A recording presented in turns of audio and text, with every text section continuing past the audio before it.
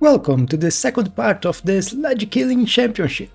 As you can see here, now there are more sledges, one more line of sledges, and they have field maintenance, so more HP and healing.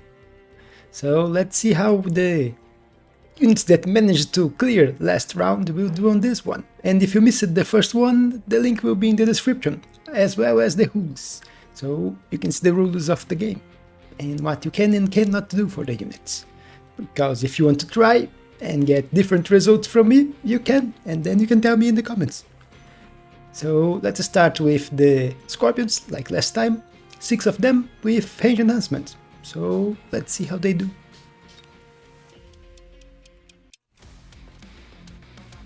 The extra HP and healing doesn't do anything for the scorpions since they still one-shot the sledges.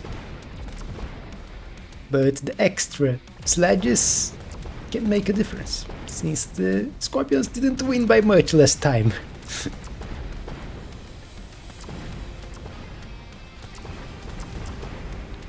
You see the same position on each side and how you can get kind of different results. This one's doing better than this one, although I think this one killed more sledges here. Yeah, this one's killed more sledges, but now this one has more HP.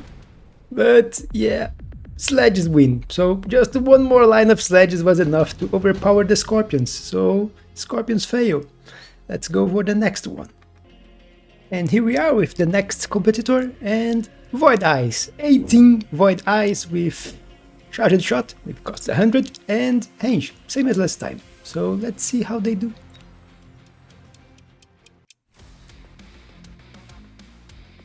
The extra HP and healing will kind of make a difference for the Void Eyes.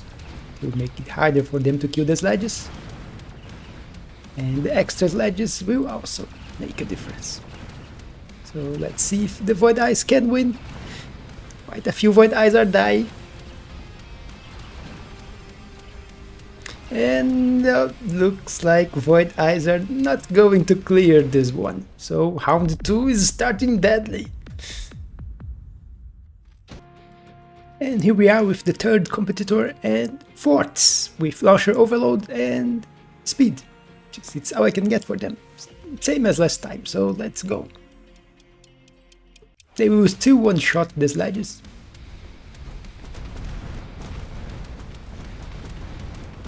So let's see how the forts will fare. They have more sledges to kill this time. And the sledges are fighting back. You can see the HP of the fortress going down.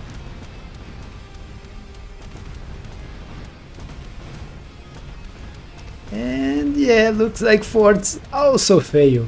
Did I crank up the difficulty too far? We will have to see. There's quite a few other competitors to fight. And here we are back with Sabertooths with entrenchment, and only that, 9 Sabertooths with entrenchment with cost exactly 200, so let's see how they do against the extra sledges, because that's the only difference for them. They still one-shot the sledges, even with the healing. I changed the position of the Sabertooths a little. I think this one worked better than the last one.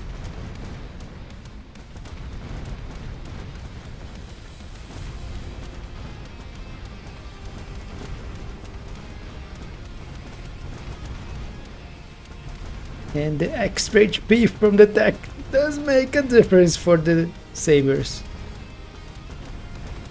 One died here. There is one almost dead. And others also close. But Sabertooths cleared the round. And now it's factory time. You may ask, why am I positioned them so forward? It's so they can use the back cannons. If they are more forward, the back cannons have like this, the range of the back cannons. So when the sledges move here, they will be able to use an extra cannon here, which does help a lot. So I'm favoring them. Let's go. I'm not working against them, putting them forward. You can see the back cannon working. It's even more, it's like this. Same here. It's one sledge per shot. But there are a lot of sledges.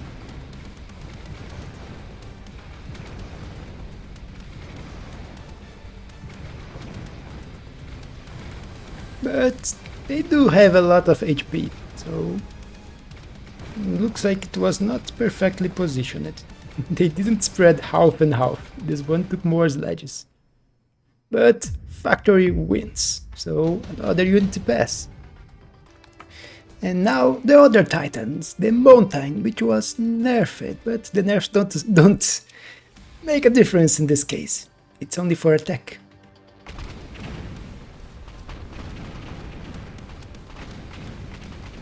And they do have more HP than the factories. Not much more HP, but they have more. And they have 4 cannons always working. So they should work better than factory against the sledges. At least in theory. But they do tend to overlap their shots on the same unit quite a lot. More than the factory. But as you can see, they are also winning. So both titans go to the next round. And here we have phantoms, and by what they did last round, you should expect what will happen on this one. So the first showing of the air units.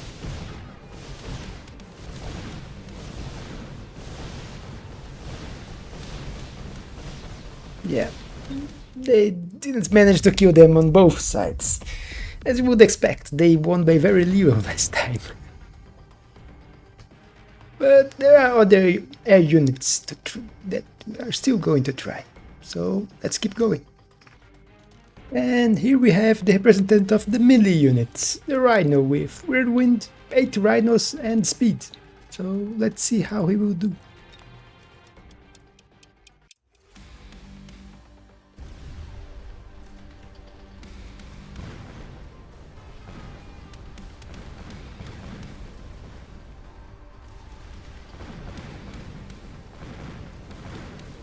And yeah, the extra line of sledges was not great for the Rhinos.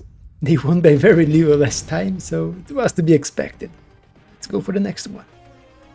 Here we have steel balls with range and enhanced range, same as last time. Let's see how they will fare against more sledges and healing sledges. So the healing should make the sledges take longer to kill.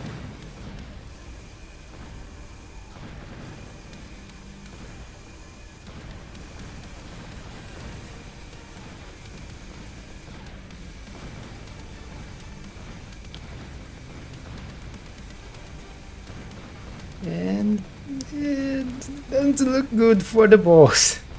We killed the mid. The edges managed to win, but by very little, not enough to compensate the middle. And tower down. So yeah, steel balls can't win against an extra line of sledges with healing. So another failure. Let's keep going. And here we are with Assault Marksman. Different positioning, but same tax, same amount of units. Let's go. And they are quite at advantage now, because they can't one-shot the sledges anymore. They need 2 shots. And there are more sledges.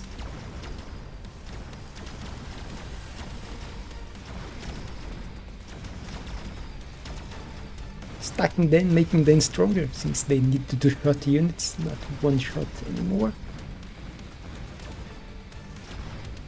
But even doing that, nope, not even close. So Assault Marksman also fail.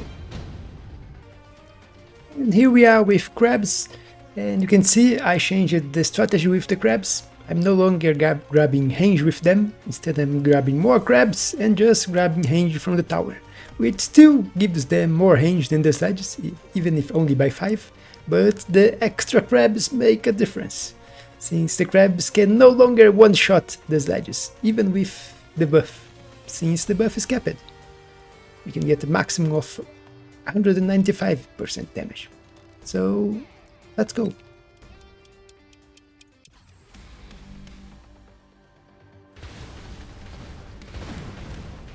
Yes, they almost one-shot the sledges, but don't. And a buff from the tower will not be enough to one-shot them. You can see my link broke, they killed the middle crab, but crabs are still killing them. And crabs passed for the next round. So let's go for the next unit. And here we have another air unit, 5 wraiths with floating artillery and speed. So let's see how they do. Can they DPS fast enough?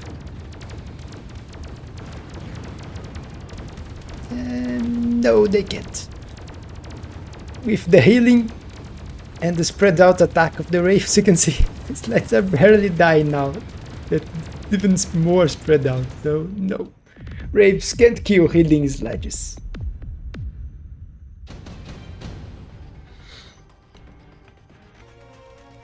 Here we have the fire badgers with scorching charge. So let's see if they can explode more sledges.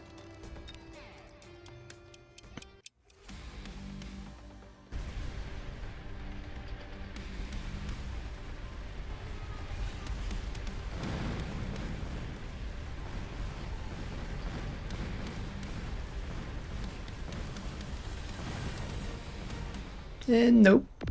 Yeah, against hitting sledges, no chance for the squashing charge 5 badgers. And here we are with phoenixes, same as last time. Overload, increases damage, but they can no longer one-shot the sledges. But they can two-shot them. Another option here would be going charged shot. But I think overload is better, because it's less wasted shots. Because if 2 Phoenix shoot at the same target with overload, they would be wasting. Without overload, with charged. But let's go for the next unit. Phoenixes pass to the next round. And here we are with the last competitor. So wasps with ground spec, increased damage and speed. And let's see how they will do. If they can repeat the same feat as last time.